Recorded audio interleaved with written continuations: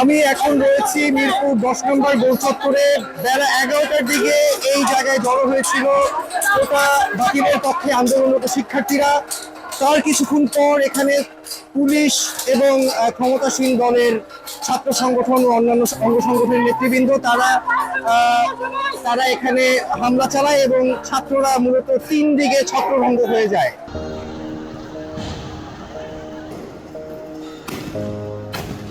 আমরা সকাল 11টা থেকে শান্তিপূর্ণভাবে এখানে সমাবেশ করা শুরু করি।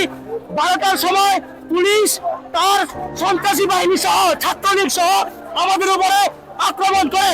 এইখানে এই গার্লস কলেজের সামনে একটা চেয়ার মাথার মধ্যে পাশ দিয়ে বাড়ি বেড়ে পাহাড় করছে আমার চোখের সামনে। আমি সাক্ষী।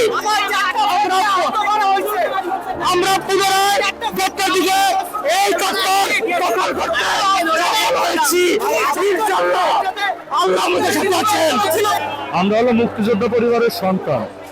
তো আমরা যখন দেখলাম একজন সাধারণ শিক্ষার্থী তাদের যৌক্তিক আন্দোলনের জন্য রাস্তা করে বুক পেতে বুকটা যখন দিল, আমি কোনোদিন আজ পর্যন্ত রাজাকারের দেখি নাই যে বুক পাল্টা দিছে, গুলি খাইতেছে, কিন্তু আমি যোদ্ধাদের দেখছি যে বুক পাল্টা দিছে।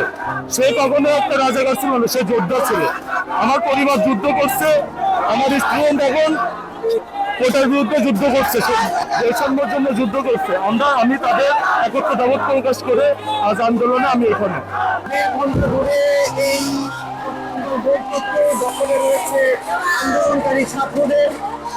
তার আগে সকাল 11টার দিকে তারা যখন এখানে জড়ো হয়েছিল, তার কিছুক্ষণ পর পুলিশ টিয়ারশেল ছুড়ে এবং আরো নানাভাবে তাদেরকে ছত্রভঙ্গ করে দেয়। তখন তাদের সাথে যোগ দিয়েছিল আওয়ামী লীগ এবং ছাত্রলীগের লোকজনদেরকে আমরা দেখেছি তাদের সাথে যোগ দিতে।